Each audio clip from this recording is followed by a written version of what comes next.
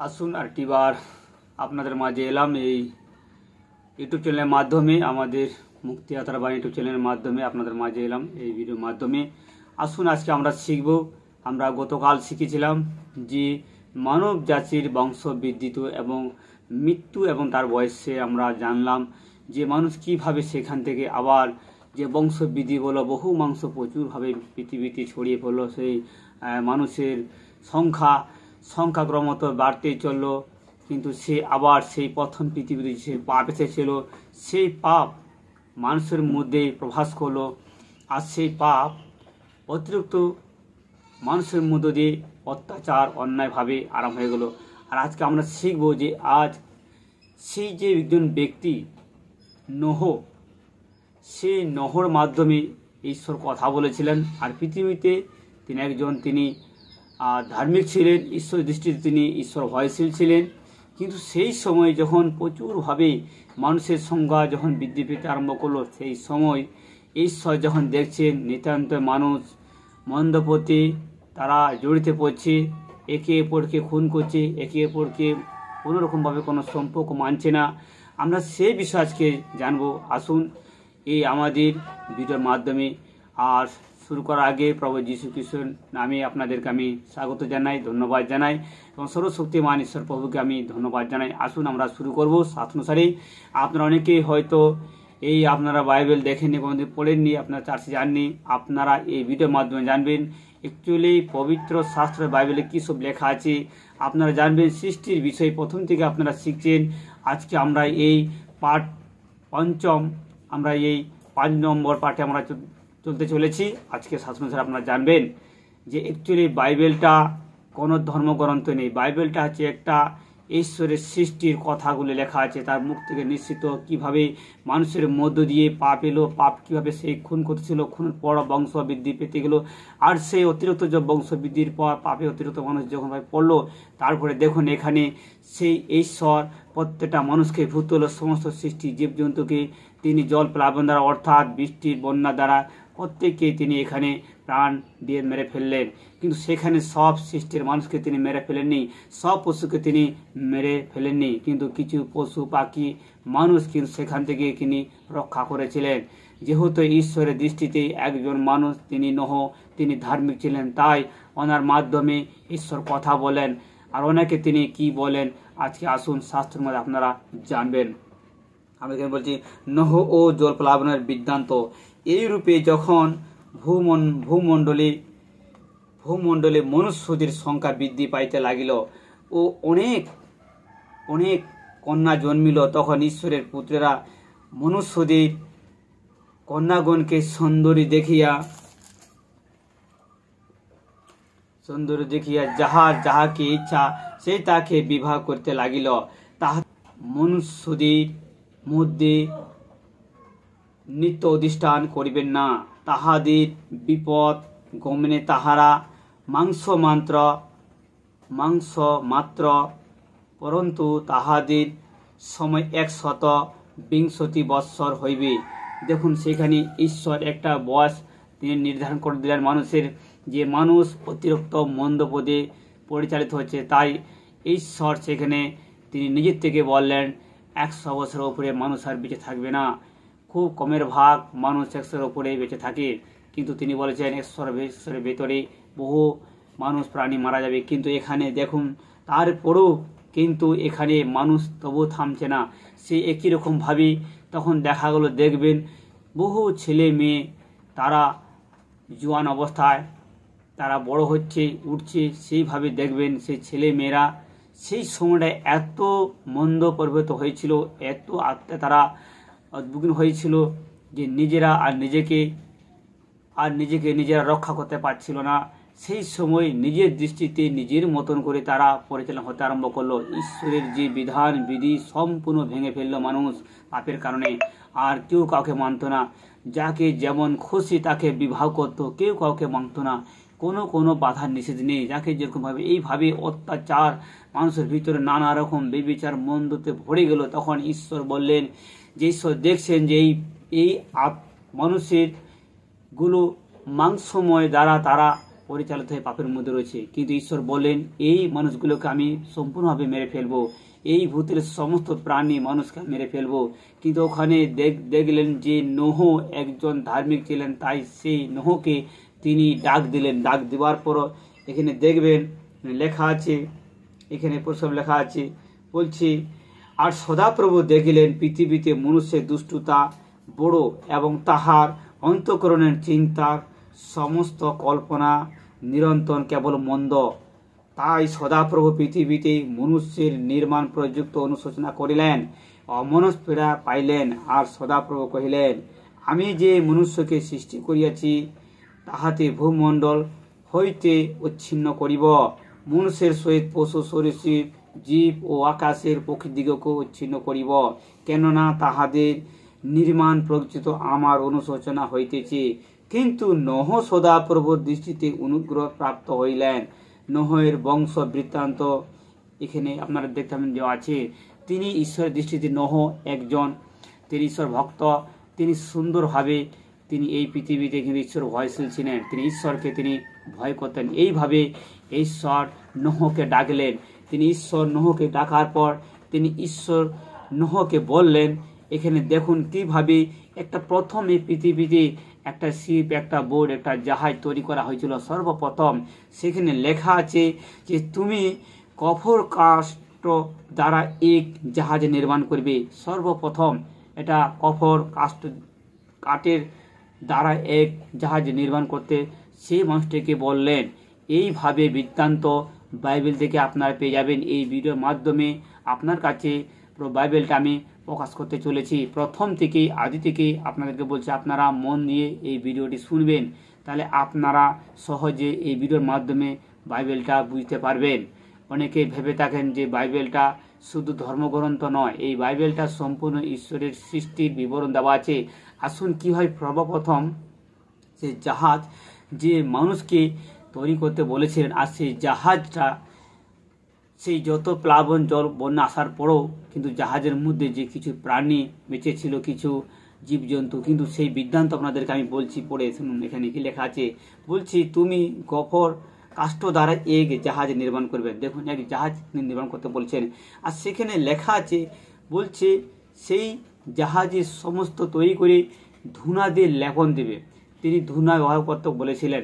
আর সেখানে তিনি নহকে তিনি বলেছিলেন যে এই জীবজন্তু যত আছে আমি সবাইকে মেরে ফেলবো, সব প্রাণীকে, কারণ তারা আমার অধীনে, আমার বাক্য তারা শুনছে না, আমার ব্যবস্থা নিয়ম ভেঙে তারা নিজের মতন করে করছে, যেমন খুশি তখন তারা যেভাবে করছে। আর সেই সময় মানুষ নিজের মতন করে আরম্ভ হতে জীবনযাপন করতে শুরু করলো। তাই ঈশ্বরের দৃষ্টিতে বড় মন্দ উঠলো। তাই ঈশ্বর তার ক্রোধ মানুষের উপরে নেমে পড়লো, পৃথিবীর উপরে, আর সমস্ত মানুষকে মেরে ফেলার প্ল্যান। 100 হাত জাহাজ, দীর্ঘে 300 হাত, প্রস্তরে 50 হাত, উচ্চতা 30 হাত হইবে। দেখুন এখানে প্রথমে এখানে কত হাইট, কতটা চওড়া তিনি সেখানে বললেন। এখানে পরিষ্কার লেখা আছে তিনি দীর্ঘতে উঁচুতে 300 হাত, 300 হাত, 300 গ্রহণতে 50 হাত ও উচ্চতার 30 হাত হইবে। আর তাহার ছাদের এক হাত নিচে বাতান প্রস্তুত করিয়া রাখিবে ও জাহাজের পার্শ্বে দ্বার রাখিবে। তাহার প্রথম, দ্বিতীয় ও তৃতীয় তলা নির্মাণ করবেন। প্রথম, দ্বিতীয়, তৃতীয়, এই 3 তলা একটা জাহাজ সেই ব্যক্তিটিকে নির্মাণ করতে বললেন।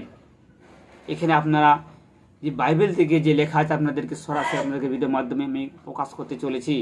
যা লেখা আছে তাই ভিডিওর মধ্যে আপনাকে প্রকাশ করতে চলেছি। আপনারা এখানে শুনলেন এবং বুঝতে পারলেন। জাহাজ দীর্ঘে 300 হাত, এবার প্রস্তরে চওড়াতে 50 হাত।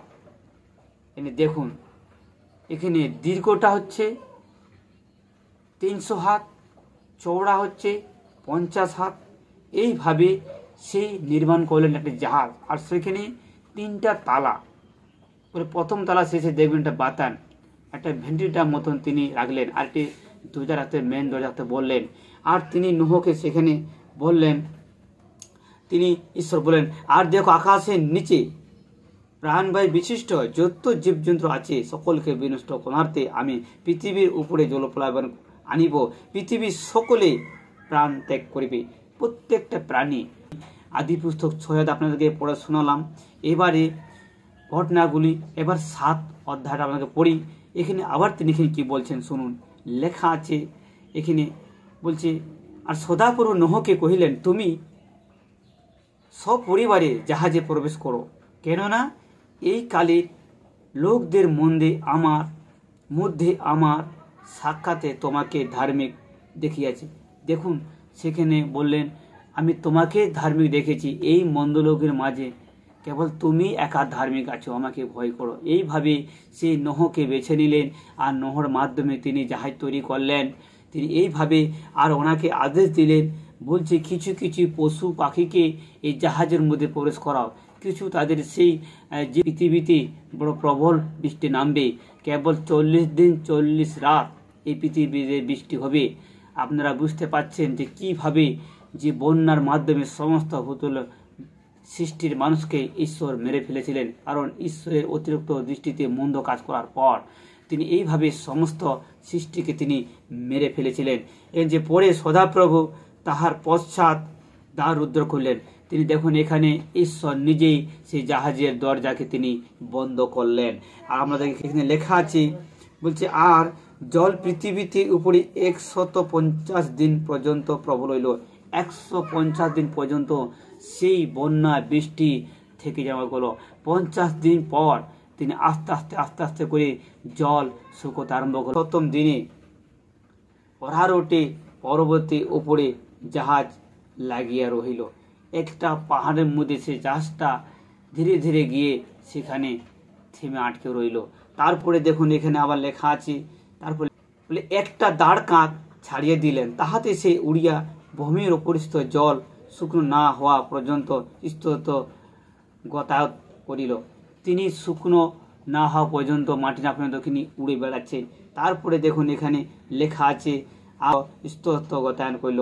আর ভূমির উপরে জল গ্রাস পাইতেছে কিনা তাহা জানিবার জন্য, যে জল নামছে কিনা সেটা সে নোহ জানার জন্য তিনি কি করলেন, একটা সে পায়রাকে তিনি ছাড়লেন, তাহাতে সমস্ত ছাড়িয়েলেন।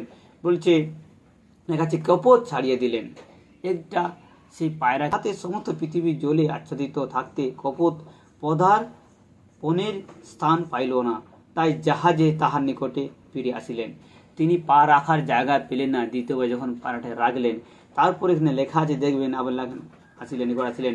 তখন তিনি হাত বাড়াইয়া তাহাকে ধরিলেন ও জাহাজের ভিতরে আপনার নিকটে রাখিলেন। পরে তিনি আর 7 দিন বিলম্ব করলে 7 দিন পর আবার দেখুন লেখা আছে, 7 দিন পর জাহাজ হইতে এক কপোত পুনর্বার ছাড়িয়ে দিলেন। আর একটি 7 দিন পর সেই নোহ আবার সেই পায়রাকে ছেড়ে দিলেন, কারণ তিনি জানতে চাইছিলেন। ছেড়ে দেওয়ার পর তিনি সেই পায়রা আবার দেখুন কপোতটি সন্ধ্যাকালে তাহার নিকটে ফিরে আসিল। আর দেখো তাহার চক্ষুতে জিত বৃক্ষের একটি নবীন পত্র ছিল, ইহাতে নোহ বুঝিলেন ভূমির উপরে জল গ্রাস পাইয়াছে। তিনি সেই পায়রার যখন দেখে তিনি দেখলেন যে হ্যাঁ, কিছু জল শুকিয়ে আরম্ভ হতে চলেছে, কিছু জল শুকিয়ে যাচ্ছে, কিন্তু কিছু মাটি বেরিয়ে গেছে। তারপরে এখানে লেখা আছে, নোহের বয়স 601 বৎসরের প্রথম মাসের 601 বৎসরের প্রথম লেখা আছে এখানে মাসের প্রথম দিনে পৃথিবীর উপরে জল শুকলো হইল। তাহাতে নোহ জাহাজের ছাদ খুলিয়া দৃষ্টিপাত করলেন, আর দেখো ভূতল নির্জন পরে দ্বিতীয় মাসের 87 দিনে ভূমি শুকলো হইল।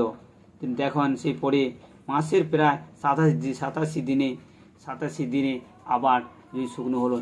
সৃষ্টি মানুষ অবাধ্যর কারণে, নিজের মতন করে মন গড়া, নিজের মতন পরিচালনা হবার কারণে ঈশ্বরের দৃষ্টিতে মানুষ নিতান্তই মন্দ পথে গমনাগমন করতে আরম্ভ করলো। তারপরে ঈশ্বর তাদেরকে কিভাবে তিনি এমন বর্ষা দিলেন, তিনি দিনে রাতে 40 দিন রাত তিনি বর্ষা তিনি বহালেন, আর সমস্ত ভূতলের মানুষকে প্রাণীকে তিনি সবকে মেরে ফেললেন। আর নোহর পরিবার অর্থাৎ 3 ছেলে নোহ, ওনার স্ত্রী, 3 পুত্র বধূকে নিয়ে 8জন প্রাণীকে নিয়ে জাহাজে প্রস্তুত বললেন, আর বললেন এখানে লেখা আছে, বাইবেলে লেখা আছে সেখানে বলে প্রত্যেকটা স্ত্রী পুরুষ সেই পশুদেরকে প্রবেশ করালেন, জোড়া জোড়া তিনি বললেন প্রবেশ করাবেন। আর সেখানে দেখবেন সেভাবে তারা আবার সেই জাহাজের মধ্যে উঠে পড়লেন। তারপর দেখবেন 7 দিন পর প্রবল বৃষ্টি পৃথিবীতে নামলো, আর সমস্ত পাহাড় চূড়া সমস্ত ডুবে শেষ হয়ে গেল। কিন্তু সেখানে কিভাবে বিদ্যান্ত আপনারা শুনলেন এবার জানলেন। এইভাবে বাইবেলে লেখা আছে। যদি আপনারা বাইবেল না পড়েন না শুনেন কীভাবে জানবেন যে বাইবেলটা অ্যাকচুয়ালি কোন ধর্মের? কিন্তু এখানে কোনো আপনাদেরকে এতক্ষণ আমি ভিডিওর মধ্যে জানালাম, এখানে কোনো ধর্মের কোনো বিষয় লেখা নেই। এখানে সম্পূর্ণ ঈশ্বরের সৃষ্টির বিষয় লেখা আছে, কীভাবে পৃথিবীতে প্রথম বন্যা হয়েছিল, কীভাবে এত বন্যার পর এরপর আপনারা শুনবেন যে নহর সঙ্গে যে চুক্তি দেওয়া হয়েছিল, এরপরে নহর চুক্তির বিষয়ে আপনারা জানবেন। আমি বিশ্বাস করি তখন এই ভিডিওটা আপনারা দেখছেন, আপনাদের অনেকে আমি ধন্যবাদ জানাই। আর আমাদের মুক্তিয়াতার বাণী ইউটিউব চ্যানেলটি আপনারা সাবস্ক্রাইব করবেন এবং শেয়ার করবেন, লাইক করবেন, যাতে অন্যরা দেখা তাদেরকে সুযোগ করে দিন। আর সাবস্ক্রাইব করবেন, আপনার পরে ভিডিওগুলো নোটিফিকেশনগুলো আপনারা পেয়ে যাবেন। আমাদের এটা পার্ট 5 এই ভিডিওটি আপনারা শুনলেন, আপনাদেরকে ধন্যবাদ জানাই। এর পরের ভিডিও আপনারা জানবেন যে সেই ব্যক্তির সঙ্গে ঈশ্বর কি চুক্তি করেছিলেন, সেই চুক্তিটা কি মানুষের মতন একটা চুক্তি ছিল, আজও সেই চুক্তি রয়েছে, আপনারা জানতে পারবেন ভিডিওর মাধ্যমে। আপনারা পরের ভিডিওটা আগামীকাল আপনারা দেখতে পাবেন যে কিভাবে সেই মানুষের সঙ্গে ঈশ্বরটা চুক্তি রয়েছিল, যে চুক্তি আপনারা পরের ভিডিও আপনারা জানবেন।